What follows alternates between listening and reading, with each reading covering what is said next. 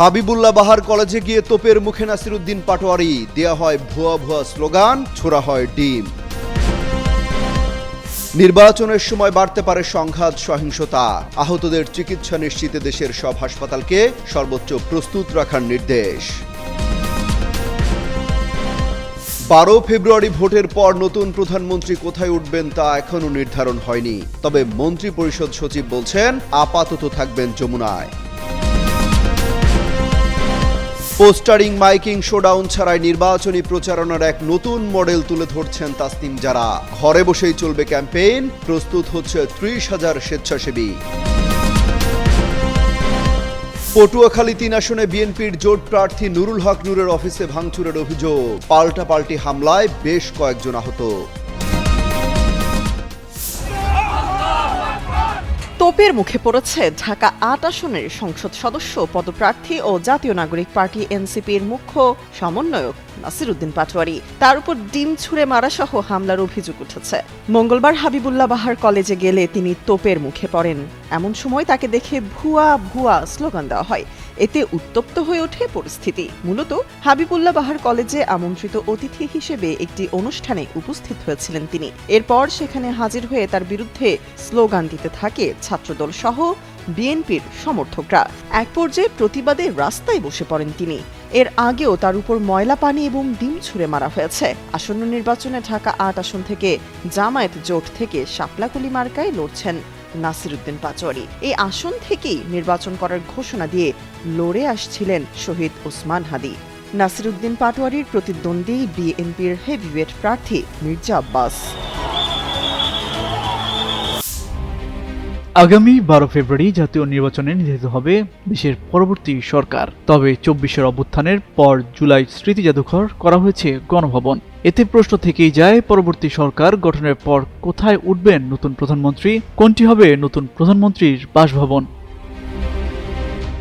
সূত্র বলছে, আপাতত পরবর্তী প্রধানমন্ত্রীর সরকারি বাসভবন নিয়ে কোনো সিদ্ধান্ত হয়নি। বিষয়টি পরবর্তী সরকারের হাতেই ছেড়ে দিয়েছে অন্তর্বর্তী সরকার। এ কারণে এ বিষয়ে কমিটি গঠন এবং কিছু সুপারিশ পেলেও এখন তা কার্যকর হচ্ছে না। 24-এর গণ অভ্যুত্থানে আওয়ামী লীগ সরকারের পতনের দিন জনতার দখলে চলে যায় তৎকালীন প্রধানমন্ত্রী শেখ হাসিনার সরকারি বাসভবন গণভবন। শেখ হাসিনা জনরোষে পালিয়ে যাওয়ার পরই সাধারণ মানুষ গণভবনে ঢুকে পড়ে বিজয় উদযাপন করে। পরে সরকার গণভবনকে জুলাই স্মৃতি জাদুঘরে রূপান্তর করেছে। শুক্রবার এমন তথ্য দিয়ে একটি প্রতিবেদন প্রকাশ করে দৈনিক মানবজমিন পত্রিকা। সেখানে বলা হয়, অন্তর্বর্তী সরকারের প্রধান উপদেষ্টা ডক্টর মোহাম্মদ ইউনূস দায়িত্ব নেওয়ার পর রাষ্ট্রীয় অতিথি ভবন যমুনায় বসবাস করছেন। নির্বাচিত সরকারের পরবর্তী প্রধানমন্ত্রী সরকারি বাসভবন নিয়ে গঠিত কমিটি যেসব বিকল্প প্রস্তাব দিয়েছে সেগুলো সুবিধাজনক হচ্ছে না বলে সরকার কোনো উদ্যোগ নেয়নি। যেহেতু সরকার প্রধান এখন যমুনায় থাকছেন, পরবর্তী সরকার প্রধানও এখান থেকেই শুরু করবেন। পরবর্তী সরকার এ বিষয়ে সিদ্ধান্ত নেবে। পরবর্তী প্রধানমন্ত্রীর বাসভবন কোথায় হবে এ নিয়ে একাধিক প্রস্তাব পেয়েছিল সরকার। এর মধ্যে জাতীয় সংসদ ভবন এলাকার ভেতরে অবস্থিত স্পিকার ও ডেপুটি স্পিকারের বাসভবনকে একীভূত করে পরবর্তী প্রধানমন্ত্রীর বাসভবন বানানোর বিষয়েও আলোচনা ছিল। কিন্তু নানা দিক বিবেচনা নিয়েই এই পরিকল্পনা থেকেও সরে আসা হয়েছে। গুলশানে জাপান দূতাবাসের বিক্রি করে একটি পরিত্যক্ত বাড়িকে সরকারি বাংলোয় রূপান্তর করে পরবর্তী প্রধানমন্ত্রীর বাসভবন করা যায় কিনা সেটিও বিবেচনায় আছে।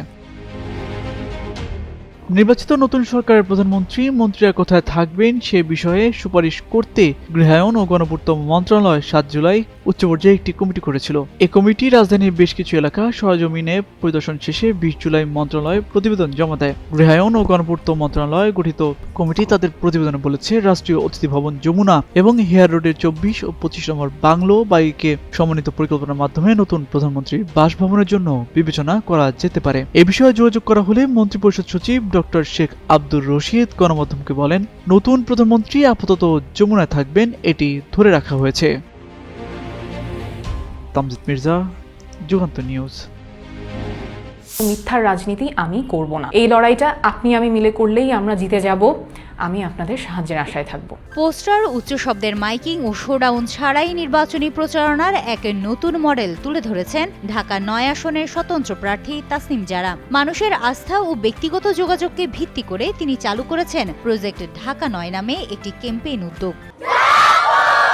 সোমবার নিজের ফেসবুক পোস্টে তিনি তার নির্বাচনী কৌশল ও এই উদ্যোগের পেছনের ভাবনা তুলে ধরেন। তাসনিম জারা লেখেন, স্বতন্ত্র প্রার্থী হিসেবে মাত্র 1.5 দিনে প্রায় 5,000 ভোটের স্বাক্ষর সংগ্রহের সময় তিনি মানুষের রাজনীতির প্রতি সম্পৃক্ততা নতুনভাবে উপলব্ধি করেন। অনেকেই স্বতঃস্ফূর্তভাবে এসে জানিয়েছেন তাদের সন্তান বা স্বজন বিদেশ কিংবা দেশের বাইরে থেকে ফোন করে তাকে স্বাক্ষর দিতে অনুরোধ করেছেন। তখনই তিনি বুঝতে পারেন ভাড়া করা মানুষ দিয়ে মিছিল বা উচ্চ শব্দের মাইকিং নয়, আসল শক্তি মানুষের আস্থা। আমরা একটা দৃষ্টান্ত স্থাপন করতে চাই যে সততার সাথে রাজনীতি করা যায়। তবে এই আস্থাভিত্তিক রাজনীতির পথ সহজ ছিল না। নির্বাচন কমিশনের নির্দেশনা অনুযায়ী পোস্টার নিষিদ্ধ থাকলেও শহর জুড়ে যখন পোস্টারের ছড়াছড়ি, তখন তাসনিম জারা সচেতনভাবে সিদ্ধান্ত নেন তিনি পোস্টার লাগাবেন না, করবেন না উচ্চ শব্দের মাইকিংও। এ বিষয়ে তিনি লেখেন, একজন সাধারণ নাগরিক হিসেবে পোস্টারের জঞ্জাল ও উচ্চ শব্দের মাইকিং তাকে সবসময় কষ্ট দিত। তাই রাজনীতিতে এসেও তিনি সেই বিরক্তিকর সংস্কৃতির অংশ হতে চাননি। এবং আমি প্রতিজ্ঞা করছি আইনে অনুমোদিত টাকার বাইরে একটা টাকাও আমি খরচ করব না। এই সিদ্ধান্তে অনেক শুভাকাঙ্ক্ষী উদ্বিগ্ন হয়ে প্রশ্ন করেন, পোস্টার ছাড়া মানুষ কিভাবে জানবে তিনি নির্বাচন করছেন? এর উত্তরে তাসনিম জারা তুলে ধরেন তার নতুন উদ্যোগ প্রজেক্ট ঢাকা ৯ এর কথা। তিনি বলেন, মানুষ ভোট দেয় বিশ্বাস থেকে, শোডাউন বা মাইকিং দেখে নয়। বিশ্বাস তৈরি হয় তখনই যখন কোনো পরিচিত মানুষ আন্তরিকভাবে কাউকে ভোট দেওয়ার কথা বলে। এই ব্যক্তিগত কথোপকথনই হাজার পোস্টারের চেয়েও বেশি কার্যকর। যারা মিছিলে গিয়ে স্লোগান দিতে স্বাচ্ছন্দ্য বোধ করেন না কিন্তু পরিবর্তন চান, প্রজেক্ট ঢাকা ৯ মূলত তাদেরই জন্য। জীবনের সবচেয়ে বড় ব্যর্থতা একজন নাগরিক হইয়া ভোটার দিতে পারি না। হিমাতুল জান্নাত, যুগান্তর নিউজ। এক আসনে 2 হেভিওয়েট প্রার্থী, রাজনৈতিক ময়দানে বিরাজ করছে টানটান উত্তেজনা। রাতের আধারে চালানো হয়েছে হামলা, করা হয়েছে ভাঙচুর। পটুয়াখালী 3 আসনের 10 মিনায় বিএনপি জোট প্রার্থী ও গণ অধিকার পরিষদের সভাপতি নুরুল হক নূর এবং বিএনপি থেকে বহিষ্কৃত স্বতন্ত্র প্রার্থী হাসান মামুনের নির্বাচনী কার্যালয়ে পাল্টাপাল্টি হামলা ও ভাঙচুরের ঘটনা ঘটেছে। এ ঘটনায় স্বতন্ত্র প্রার্থী হাসান মামুন ও নূরের 6 কর্মী আহত হয়েছেন। সোমবার রাত 8টার দিকে উপজেলার চর বোরহান ইউনিয়নের পাগলা বাজারে এ ঘটনা ঘটে। এরপর থেকে একে অপরের বিরুদ্ধে তোলে পাল্টাপাল্টি অভিযোগ। স্বতন্ত্র প্রার্থী হাসান মামুনের কর্মীরা দাবি করেন, ঘটনার দিন রাতে গণ অধিকার পরিষদের সভাপতি ও ট্রাক প্রতীকের প্রার্থী নুরুল হক নূরের সমর্থকেরা বিভিন্ন স্লোগানে হাসান মামুনের নির্বাচনী কার্যালয়ে হামলা চালায়। এই সময় হাসান মামুনের 3 কর্মী আহত হন। আহতদের চিকিৎসার জন্য ওই দিন রাতেই 10 মিনা হাসপাতালে নেওয়া হয়। এ ঘটনায় ওই এলাকায় আতঙ্ক বিরাজ করছে। যদিও পাল্টা অভিযোগ তুলে নূরের ভগ্নিপতি মিজান হাওলাদার বলেন, ট্রাক প্রতীকের পাগলা বাজারের নির্বাচনী কার্যালয়ে ঘোড়া প্রতীকের লোকজন হামলা করে। হামলায় তাদের 3 জন আহত হয়েছেন। আর 10 মিনা থানার ভারপ্রাপ্ত কর্মকর্তা হোসেন পারভেজ বলেন, দুপক্ষের 6 জন আহত হয়েছেন। ঘটনাস্থলে রাত থেকে পুলিশ মোতায়েন আছে।